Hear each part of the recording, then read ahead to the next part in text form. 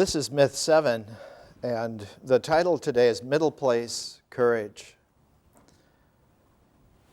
We have 12 sections of any given phase, and I try to step it in 12s because this is a very ancient, almost an archaic way of phasing within a set. One of the earliest records that we have are the pyramid texts. They date from the 4th dynasty in Egypt, about 4,700 years ago. And already complete in the pyramid texts, the journey through the netherworld, the journey towards rebirth, has 12 different phases. In the earliest pyramid texts, they were in a pyramid called the Pyramid of Unas. In those pyramid texts, the 12 phases are called caverns, so that there were 12 caverns that one went through in a series, in a sequence. And you had to go through all 12 in order to achieve your journey through the netherworld and prepare yourself for being born anew. And these caverns, the very term caverns, shows the old Paleolithic origins of that wisdom cycle that went back to at least 40,000 years ago. And in the Egyptian pyramid text, the 12 caverns acquire thresholds of initiation, so that a little bit further along there are 12 gates in the netherworld, so that one has not only caverns as a sequence that one goes through, but that there are gates, there are thresholds of initiation that lead into each cavern, each underground room, as it were. And after a while, there got to be gatekeepers, so that one had to know what magical formula to say to each gatekeeper to be admitted through that portal, through that gate, to achieve the transmission of one's journeying soul over the liminality of that threshold to enter into that energy place. And it's almost like stepping up in a graduated incremental of energy. And the language phrasing were the tunable use of myth to open this particular threshold and enter into this particular space, and so on. And if you didn't know the complete set, even if you knew 11 out of 12, it was not enough. You had to be able to complete. And as you went through, the accumulation of the tension, of the ability to remember, to be exacting, grew. And it required a courage of heart. We've somewhat forgotten that.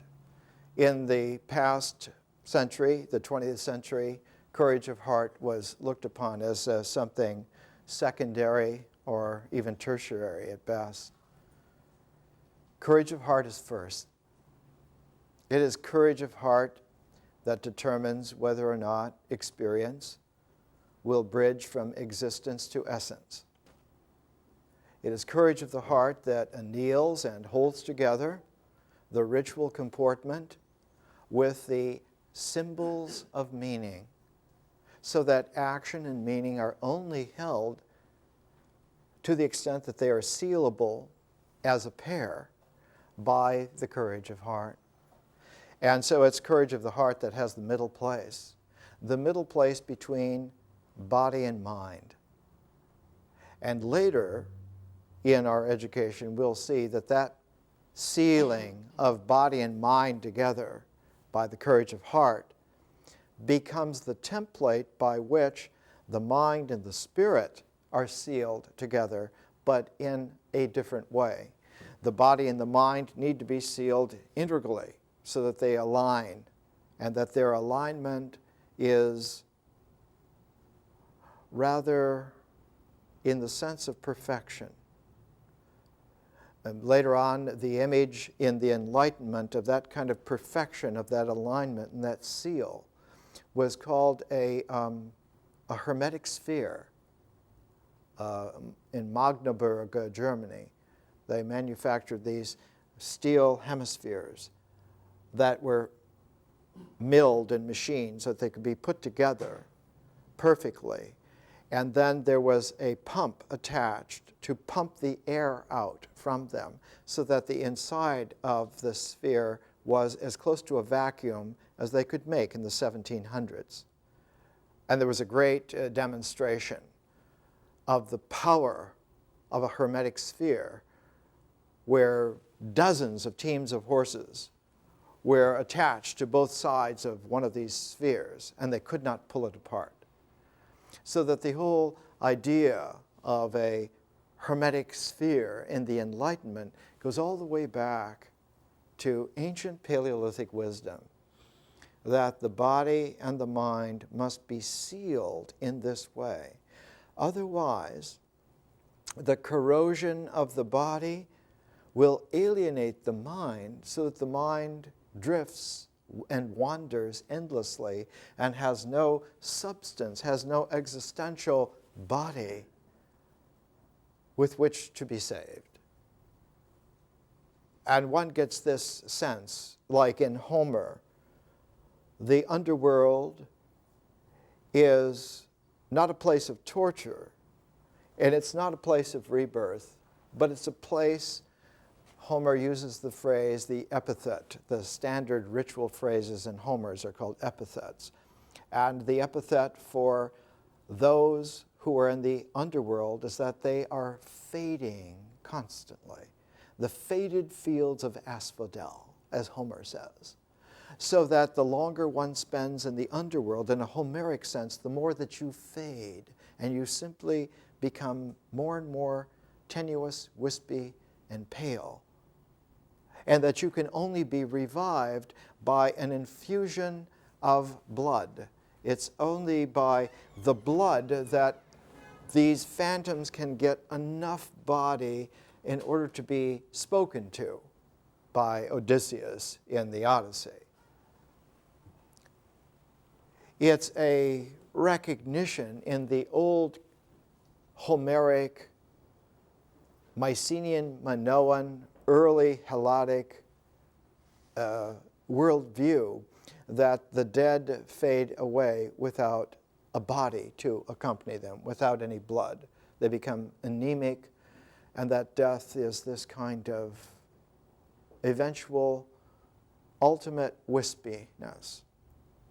Whereas in the Paleolithic wisdom, in the high Egyptian Dharma, the quality of body and mind, when they are sealed exactly together, and all trace of worldliness is pumped out from that combine, they are sealed forever.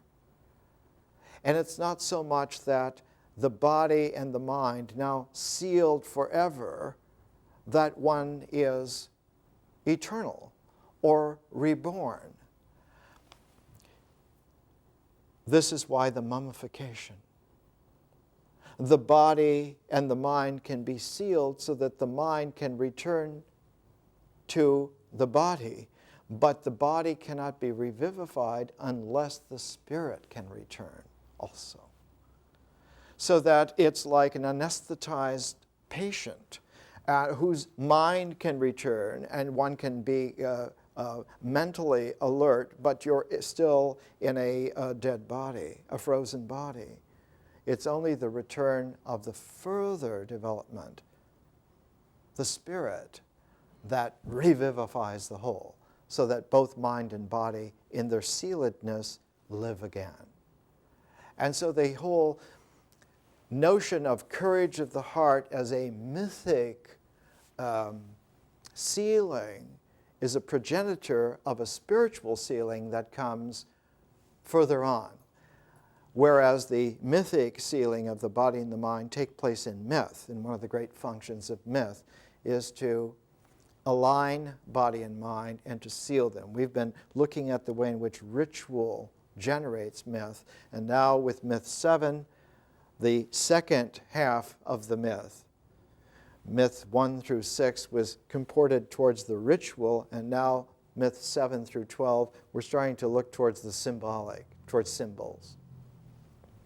And so we're understanding that myth seals body and mind, seals ritual comportment, the action of existence, with the mind's ability to develop meaning, and for meaning to further integrate, to pool together to a point where the gestalt of the meaning becomes like an idea, and that idea of the mind can be so integrated, the gestalt, so finely tuned that the mind's idea and the ritual existence become sealed together so that the mind's objectivity acquires an existential objection to corrosion, an objectivity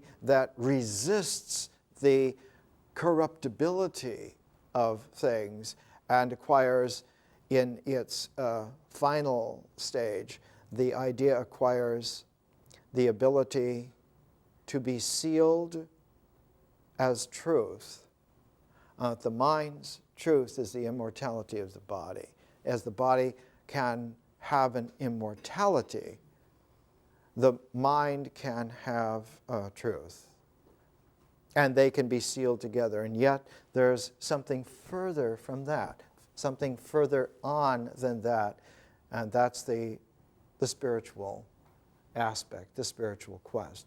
And we'll see in the second year of our education, the development of vision is all about the transformation of mythic language into magic language.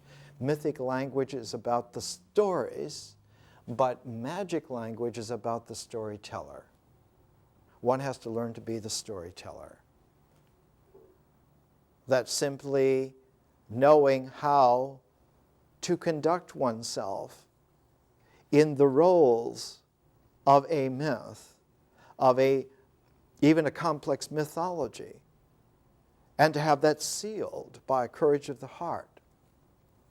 Great as that is, it is in a larger realm only preparatory. It's only a template for a further work, a more difficult work, and that's the work of vision, of envisioning something which, in terms of the integral of this world, in terms of the cycle of nature, something which we say from the world standpoint, it's transcendent. That vision is transcendent. And when we get to there in about 4 months or so, we'll talk about that, of how that visionary quality, that vision quest, the development of a magical spark from outside of the integral, something that brings into play a transform. In the integral, ritual comportments that work function like operators, so that there are ritual operators. And the function of ritual operators is to engender a kind of a feeling-toned quality to life where experience is generated. And experience, with the courage of heart, seals those ritual operators to the mind's operators, symbols. And so symbol operators and ritual operators can be sealed by a mythic horizon where courage of the heart takes the lead in sealing them and bringing them into an alignment and together, so that ritual and symbol operators vector together. In mathematics, it's called a tensor, so that the mythic horizon of experience develops this quality of sealing in a tensor, a complexity, and one of the great examples of that is music, especially music with dance. Music with languaged words that can be prayers, can be hymns, can be like a sacred phrasing, so that when one dances one's language with deep meaning, all of this seals together. The word synergy is paltry to describe the veracity of what happens. The highest medieval cosmic vision of Dante in the Divine Comedy, in the Paradiso, what does he see when he is able to see that ultimate cosmological vision? What in heaven, what are they doing? What are the spirits of the blessed doing? They are singing in a choir of the blessed. And they're shimmering, scintillating, translucent, pearlescent quality, form like petals of a giant rose in heaven. And so this quality in myth of the courage of the heart, sealing the ritual operators in the existential realm of the body to the symbol operators in the essential realm of the mind. And when they are brought together in that way, there is a synergy. And we will find when we get to symbols in another 6 weeks, that symbols not only can function as operators, but that they can receive a further function called a transform. Symbols can receive a transform and not only function and operate in alignment with ritual operators, but can carry over into a new functioning order, a higher order of functioning, where they become transforms. And as the symbol operators have been, I have to use the alchemical term here, have been annealed with the ritual operators, when the symbols become capable of transformation. They carry the energies of transformation. They are the indexing ways by which that transformation happens. They bring with them the ritual operators also, because the symbols and rituals are sealed together. And as the symbols become transformers, ritual operators that could never transform acquire that ability to do so. So that there is such a thing then, a new thing that never existed before in nature, in the natural. And yet nature accepts it, takes the transform. The power of existence becomes transformed so that it is no longer limited by the set of conditions that pertain to a birth, a maturation, a maturity, an old age, and a death. But the existentials become amenable to something further, and that is rebirth. They're able to come back into life again, whereas existentials always have a timeline boundedness. Whatever exists, exists for some while. And it's true that some existentials, like atoms, last for billions of years. Nevertheless, all existential constructs eventually decay. All of them, without exception. That decay itself is an insight into the way in which there is a constant transformation happening, sometimes slowly, sometimes very rapidly. And it's that transformation that ability for existence to decay, that is the cue for the great discovery of how to have the complementation of a transformation not built on decay, but on resurrection and rebirth. The very thing that decays existence, taken in very small dosages, rebirths existence again. A great discovery. Ancient great discovery. And we'll see that there is a great joy that comes out of this, and that joy is a spiritual joy. And that spiritual joy has its basis on courage of the heart. So that courage was always the very first virtue. When one became a knight, the very first thing that you learned was not how to use a sword, not how to twirl the sword a la Steven Spielberg, but courage.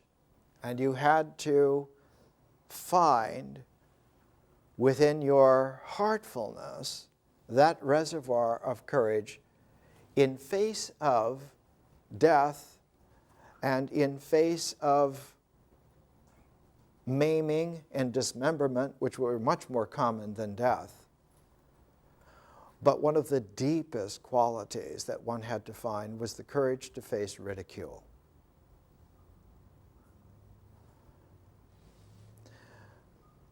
Men fear ridicule more than death quite frequently,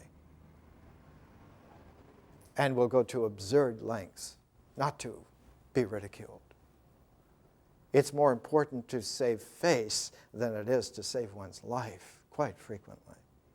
And so Sir Gawain and the Green Knight, one of our books, is about this courage of heart that one has to learn, not only to face death and face dismemberment, possible maiming, but to face ridicule.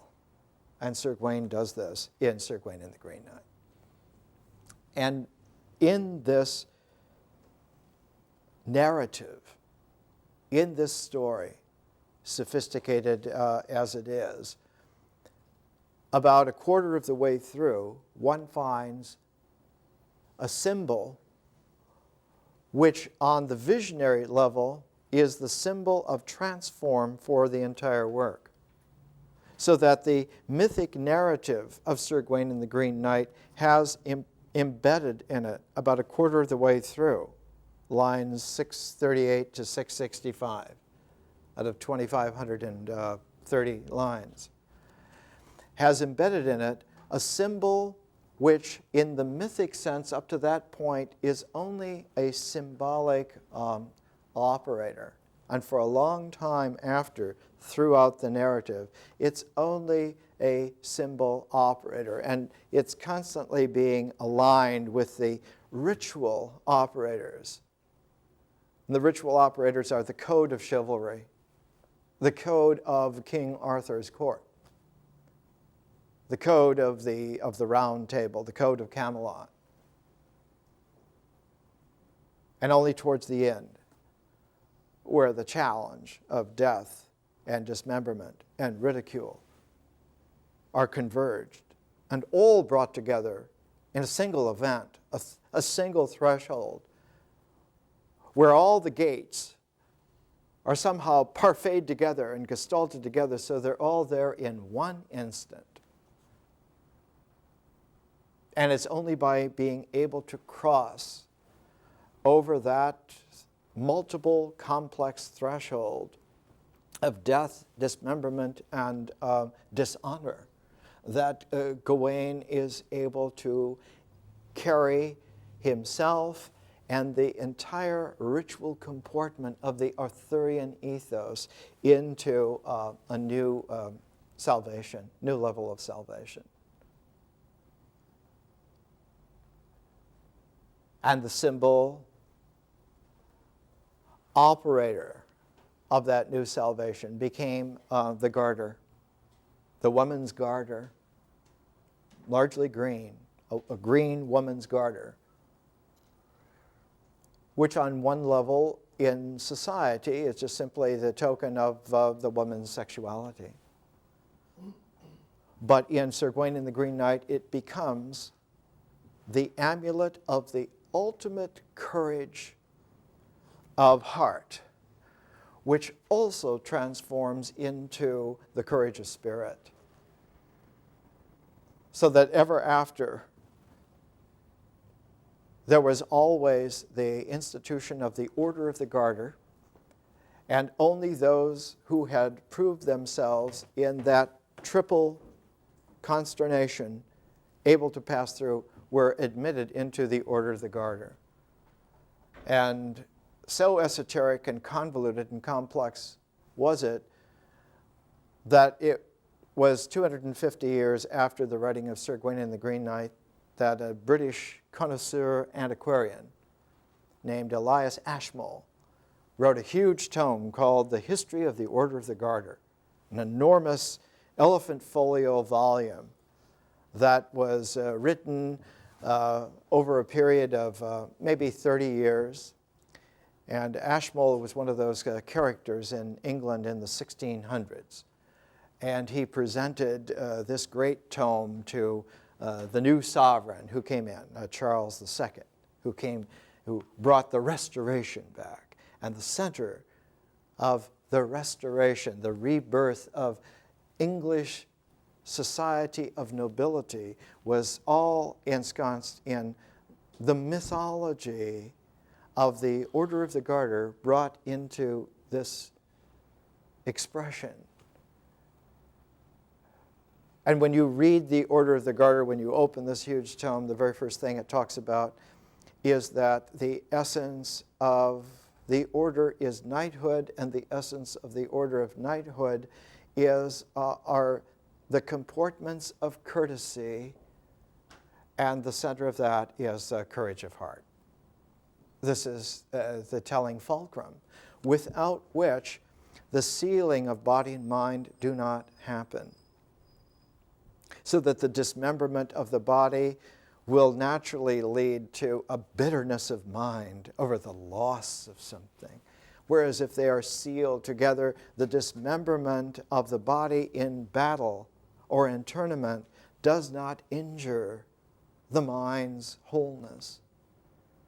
And one maintains a nobility of character, which is the equanimity of body and mind brought together. This is the true nobility. Not a nobility of birth, but a nobility of emergence. So that the highest level of knighthood, one did not owe fealty to the king so much, but to the King of Kings, to God. So that the greatest knights showed fealty towards God, exemplified by a fealty towards one's king. And also the quality that one entered into a battle not to win territory, not to win riches, nor to win fame, but to win the day for courage of the heart, so that it could lead to the further development of courage of the spirit. And that this courage of the heart was something that one won for oneself, but courage of the spirit is what one won for one's people. And so that transcendent knight who wins the courage of the spirit is a hero, brings back the gift of that further accomplishment and is able to bestow it upon the people, gifts the people with it. So that a hero is someone who brings back from the beyond this great treasure of the spirit and shares it, infuses it with the people, so that the people have a spiritual vision, without which they would indeed perish in any realms beyond just simple symbol operator functioning. If one tried to go an inch beyond that simplistic level, rather simplistic level, though it seems sophisticated in this world, in the kind of lifetimes that most people live, In the larger realms of stars and stones, it's grade school. One wouldn't be able to go into those further realms without that. So that there is such a thing then as a middle place courage. A middle place courage which seals ritual action and symbol meaning together. And where they are sealed, the thread of that synergy is the mythic narrative line. It's not the story line as in a literary plot, but it is this fusion thread that one can follow, and it doesn't keep to the straight and narrow. It has its own motion, and its motion is double. It's always paired. There's always a pairedness. There's always a polarity that happens with it, so that the moving thread of a mythic horizon line weaves. It weaves warp and woof together so that you get this tapestry. You get this woven quality. And so the highest mythic language is a language which weaves meaning and action together in the language of experience.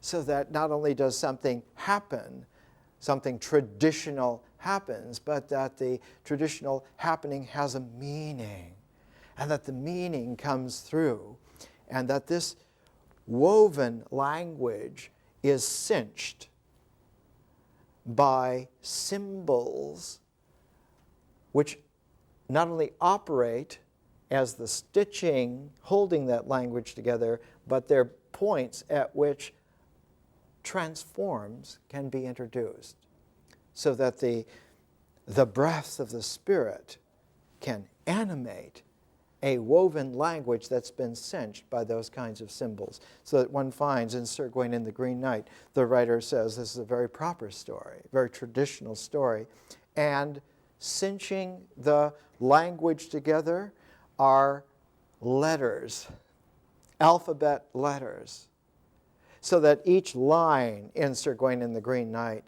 has a triple alliteration. 3 words always begin with the same letter in every single line of the poem. And that the cinching of the wovenness together by this quality of these letters displays what in the world is usually called esoteric, but it's actually just ancient wisdom. It displays a quality when it's just letters by itself. It makes a magic word, like a sigil, which can be inscribed like on an amulet, and it will seal the meaning and hold it there. It's a magical thing, indeed. The ancient Egyptian word natur, which means one's soul, had no vowels in it whatsoever. It just had the 3 consonants, N, T, R. So that those 3 consonants were sealed, they were woven together as that sigil, which is the word then that does not stand for soul, but presents symbolically soulness. So that the language itself was capable of sealing meaning and action together in the mythic horizon of sigilled words that could receive the breath of life later on and become living language, living word. As such a word, sealed in the right way, could receive the spirit of conscious life and achieve eternal life. So that such a teacher was then called the Word. That's how that worked. And it worked very well. This kind of woven language then, that has, like in Sir Gawain and the Green Knight, the triple alliteration, the letters that seal them together, it works then as a kind of a symbol which a quarter of the way through Sir Gawain and the Green Knight is disclosed as the pentacle, this five-pointed star, a gold star on a vermilion background. It means the star of the Spirit on the blood of courage.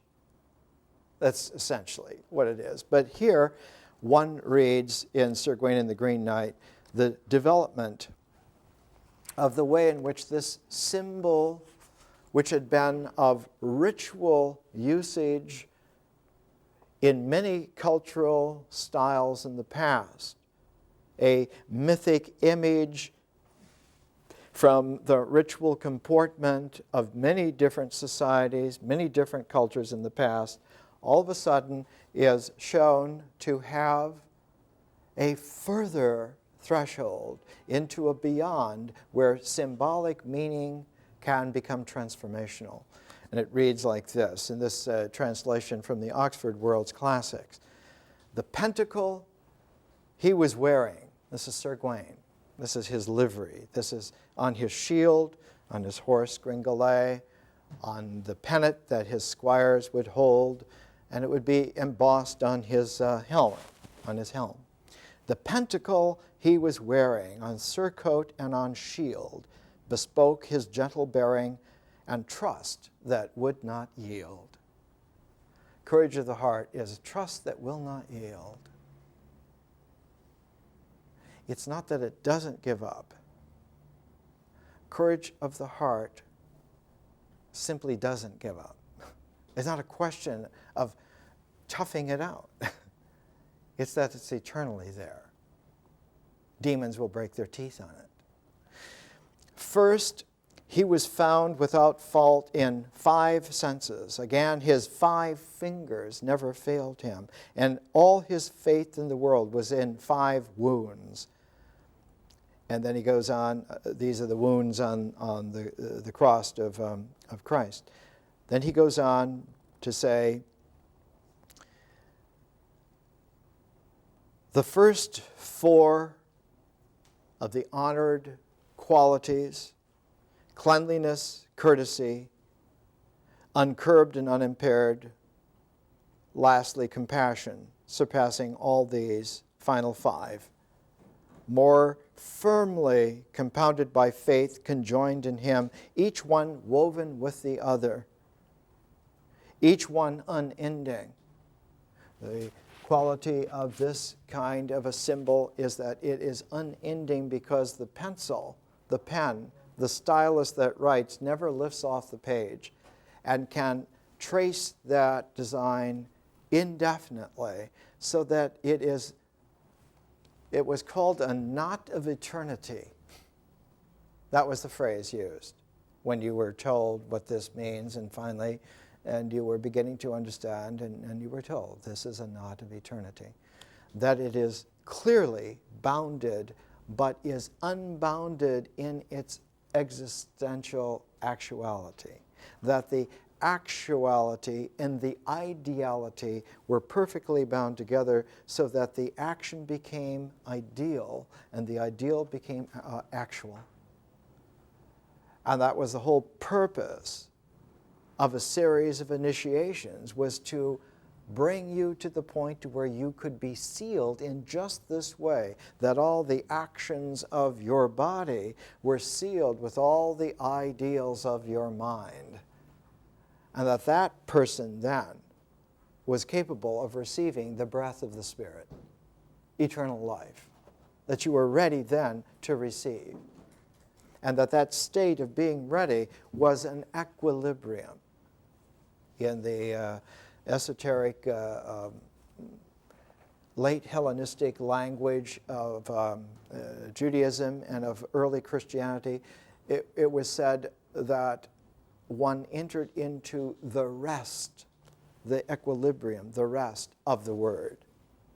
And in that restfulness, in that peace that passes understanding, one was ready to receive the breath of the Spirit, the life eternal,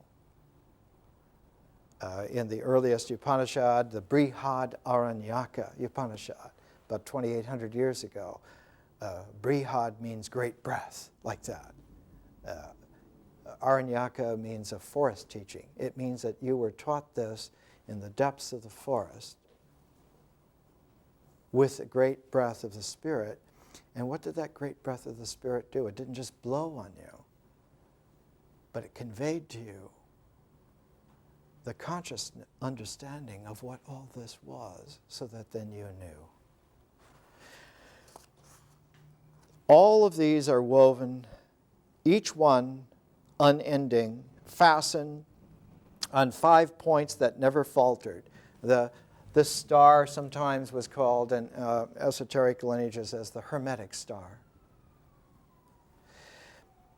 Nor strayed from each other, but stayed together, always without end, as I have found, no matter where a man might begin the design or strive to close it. Therefore the knot on this new shield was fashioned royally in red gold on red gules. Now, red gold is an alchemical gold. It's alchemical gold. It isn't just gold that you get out of the ground, but you have to smelt that ore, and then you smelt what you have gotten out of the smelting of the ore, and you pass it through a series of smelting stages so that any impurities in the gold are leached away, literally, physically, chemically leached away. So at the final phase of that, there was a crucible which was made out of a kind of a sort of an asbestos type of material. And the final smelting of the gold left 100% pure gold button liquid in the bottom of the crucible, because every other aspect of impurity had been turned through chemical processes to ash, which the crucible absorbed. So when one poured the button of pure gold out, the crucible was left completely empty. And the empty crucible was the hand-sized sarcophagus that was empty because it absorbed the impurities of the body and left it pure spirit openness. So that one valued then not the gold. You were foolish if you thought, well, I've got the gold now. One had the empty crucible. That was the sign of the Spirit. That's the cup. More later. Let's come back to this issue of sealing. The whole cycle of nature is for integration. Nature specializes in integration. But when we're wise, we discover that paired with integration is differentiation, which is a completely different process. So that one of the archetypal forms in sacred dance is that you will make a pass in a clockwise fashion, and before you complete the circle of it, you will turn. You will pivot. And this pivot leads you then to make a counterclockwise movement that balances the first. And if dancers are informed, they will not begin from a point. They will just let the movement emerge out of the space, and they will pivot, and they will come back, and they will not complete the coming back, but just let it fade back in. So that there was no beginning, there's nothing there in the middle, and there's no end. Now, this particular form comes down through all the cultures, all the civilizations. You find it in the poetry of Pindar, classical Athens. Then it acquires the rhetorical name for a poetic form, the chorea, where you have a movement, and then you have a stand, and then you have a counter movement. You have a strophe, and a stand, and antistrophe. And you find this in Pindar, and then you find it in his friend Aeschylus at the beginnings of Greek tragedy, and you find it all the way through. You learn to see that this is the way in which the ritual action gestalts itself and receives a symbolic operator with the ritual operator, and they're sealed by the language form. And that language form is not just sealed so that it holds in an alignment. That's sophomoric, to think that that would be then deep wisdom. And of course it's hard to do. But that's only preparatory. It's just grade school. Because that alignment has to survive the transformation. It has to survive the application of transforms, which are radical, which are supernatural. They're supranatural. And because they don't occur in nature, you have to make room for the expansions and contractions that nature never planned on. You have to load it with zeros. Because the transforms are radical, and if you don't have it sealed in such a way that it has lots of opennesses distributed all through, the form will crack when it receives the transform. People are greedy today for spiritual wisdom. Good thing they don't know how to find it. They never last. If you think neurosis is tough, a psychosis is deadly. So you have to prepare that integral in such a way that it has its spaces, its openness, its emptiness is distributed all through, so it can take the transform. And this is the jewel then. This is the jewel. Om Mani Padme Hum. Hail, the jewel in the lotus. The lotus is a flower, and it's a natural integral. It's a symbol of calm achievement. But it's not the jewel. When the jewel comes through the fires of transformation. So that when we come to something like Maria, the potter of San Ildefonso, Zuni Indian woman who learned to make pots, she didn't know anything about pot making. She had to learn everything. She had to learn where to find the right clay.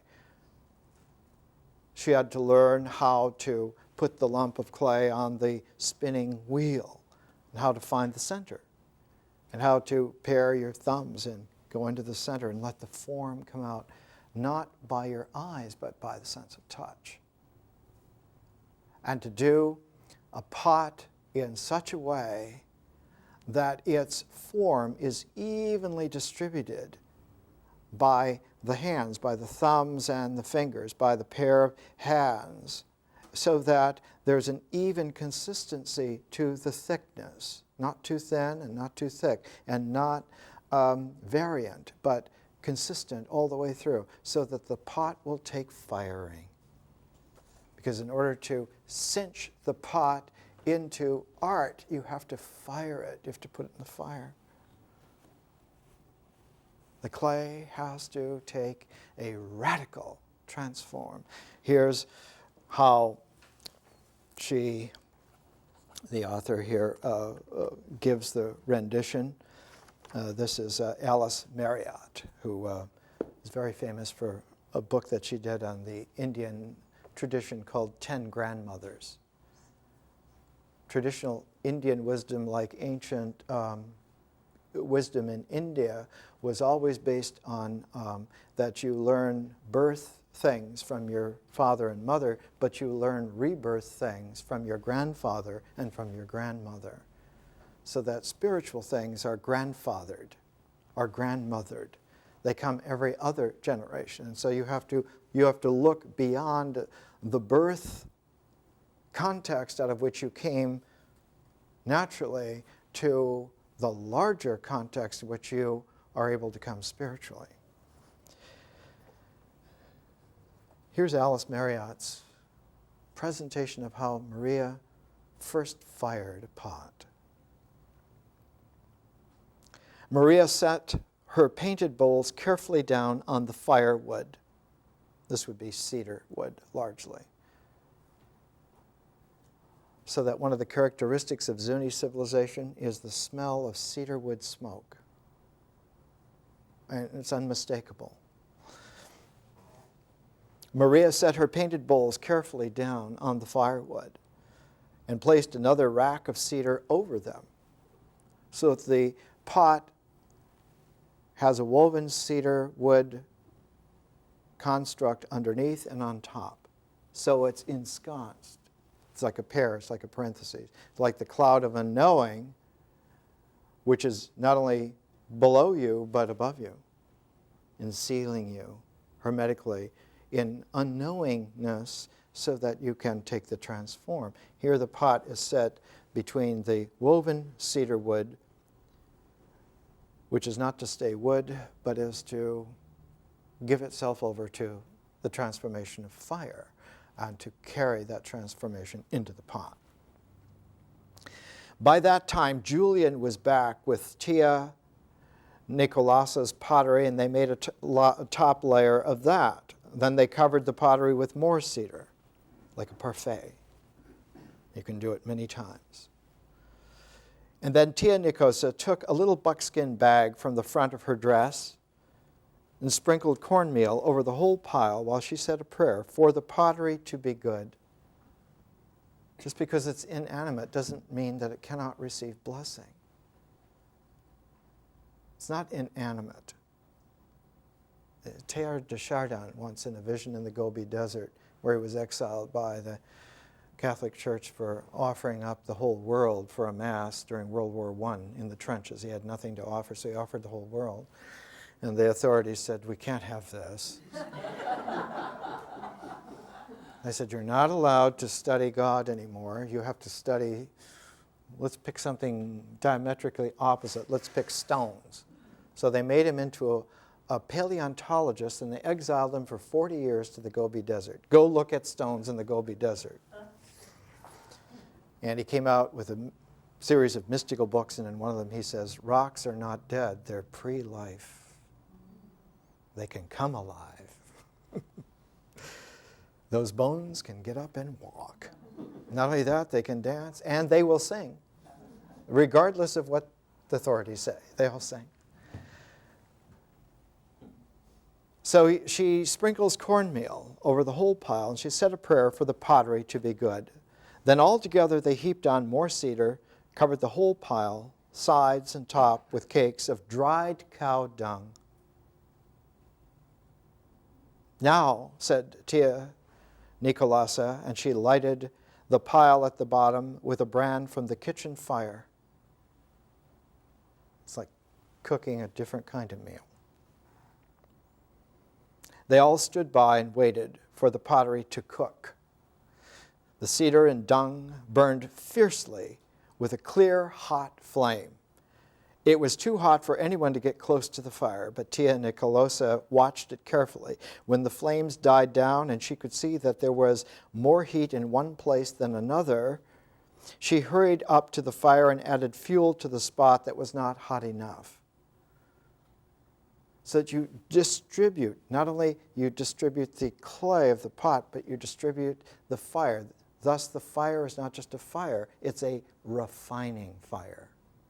You have to keep the equilibrium of the transform all the way through the process, all 12 gates, all 12 caverns.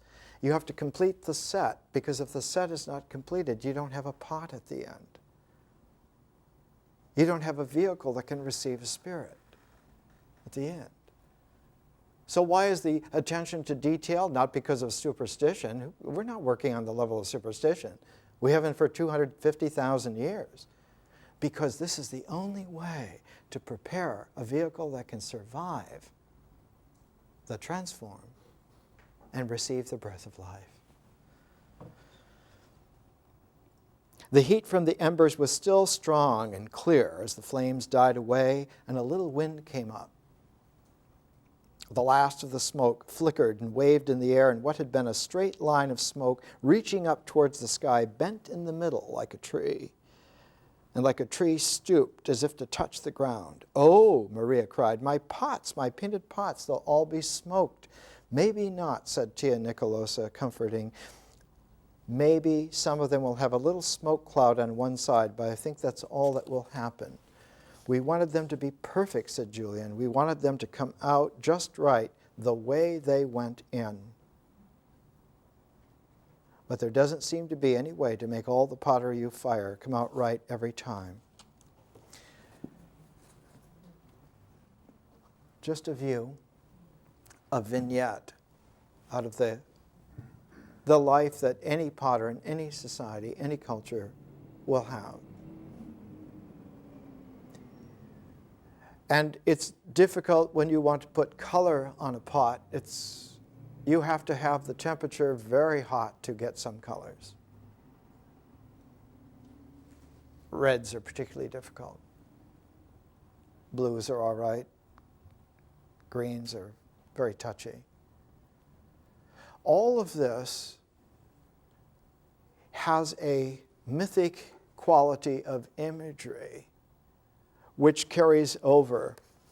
And it's a part of what we would then call the mythos. The mythos is the matrix of myths in a traditional ethos. I'm going to use a Greek term here, ethos. And an ethos is the social realm of shared tradition and culture.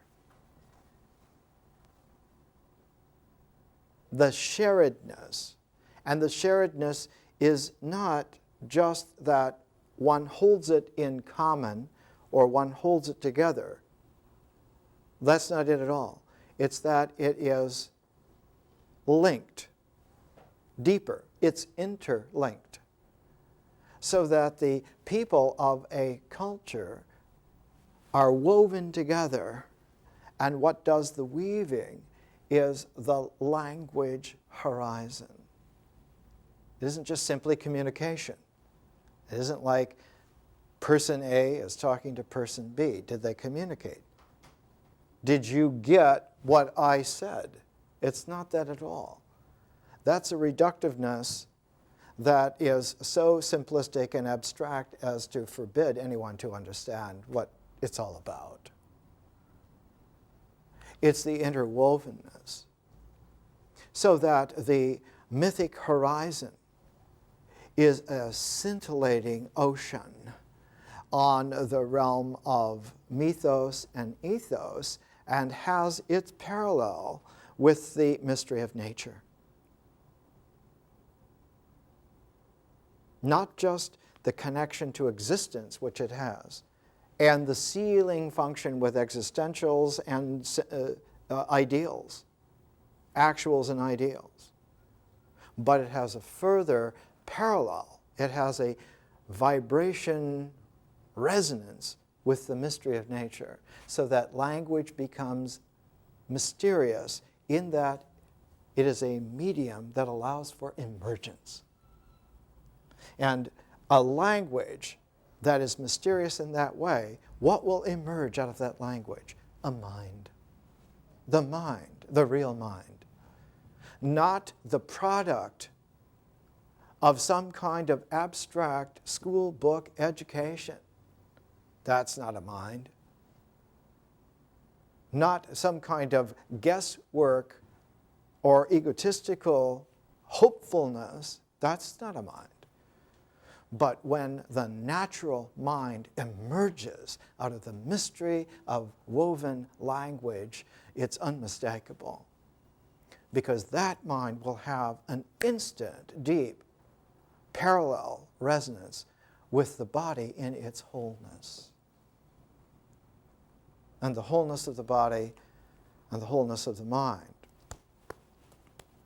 are together and are sealable in just that way. Otherwise, the transform of the spirit would shatter that form. What is the Bardo Thodol, the Tibetan Book of the Dead, says the very first thing that happens is that you drift very pleasantly for a day or so, and then comes the wind of dissolution that shatters the body and the minds into a rain of chaotic shards. Was Hieronymus Bosch's mural of people being eaten and dismembered by all the demons of hell. All of these are mythic images of that kind of dissolution because the pot doesn't take the firing, because the body and mind were not annealed together and sealed, because there was no courage of heart.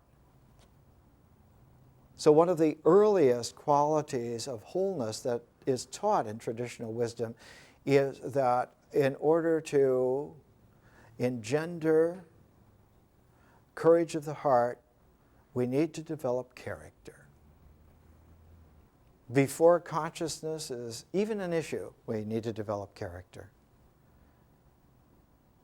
So that the complementarity is not just integration and differentiation, it's about character and consciousness. And it's in myth that character is developed. And it's not like it's made, it's not like it's birthed, it's there. The baby has that character already. Anyone who has done any kind of a deep samadhi with a little baby you get it right away. This baby has this character which can be developed, can be nourished, can be brought out. And it's that character that will do the work later on in maturation of sealing the ritual actions with the symbol ideals. And it's on the basis of courage of the heart, of the character, that myth has its real function. That's how we have lived for millions of years successfully, because on every level we have been able to do that. The last couple of generations have not been able to do this, and we're close to tragedy. We're close to not having anyone alive who knows how to do anything for real. More next week.